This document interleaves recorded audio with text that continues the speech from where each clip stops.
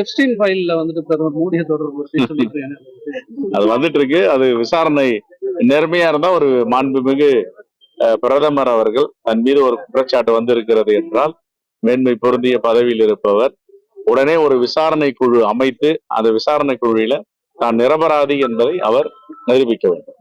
சாதாரணமா எல்லா மாநிலங்களுக்கும் தேர்தல் வரும்போது நிதிநிலை அறிக்கையில சர்ப் அண்ட் சோப்புன்னு சொல்லுவாங்க, அறிவிப்பாங்க. ஆனா அறிவிச்சுட்டு தேர்தல் முடிஞ்சோன்னு வித்ரா பண்ணிடுவாங்க. ஆனா மோடி அரசு தெளிவாக, பாஜக அரசு தமிழ்நாட்டில் எந்தவித மாற்றமும் வரப்போவதில்லை, இருக்கின்ற ஆட்சி தொடரப் போகிறது, மாண்பு முதலமைச்சர் அண்ணன் ஸ்டாலின் அவர்கள் முதலமைச்சராக தொடர்வார். இந்த அடிப்படையில என்ன அறிவித்து என்ன பிரயோஜனம் இருக்கு?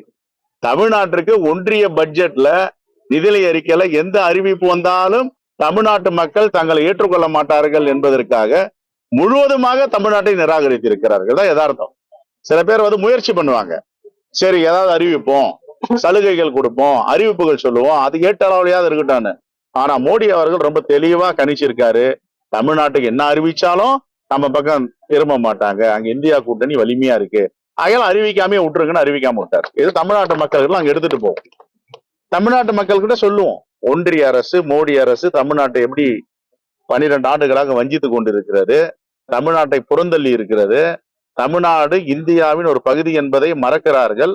ஆகவே தமிழ்நாட்டு மக்கள் அவர்களுக்கு தன்னுடைய வாழ்வாதாரத்தை பாதுகாக்கவும் அடுத்த தலைமுறையை பாதுகாக்கவும் மோடி அரசும் மோடி கட்சிக்கும் பாஜக கட்சிக்கும் தொங்கு சதையாக இருக்கின்ற அதிமுக உட்பட ஒரு சில கட்சிகளுக்கு பாடம் புகட்டுவார்கள்.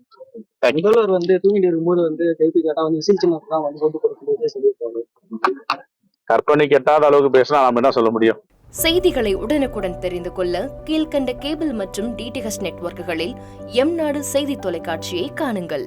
பாதகம் செய்பவரை கண்டால் நாம் பயம் கொள்ளலாகாது பாப்பா, மோதி மிதித்து விடு பாப்பா, அவர் முகத்தில் உமிழ்ந்து விடு பாப்பா.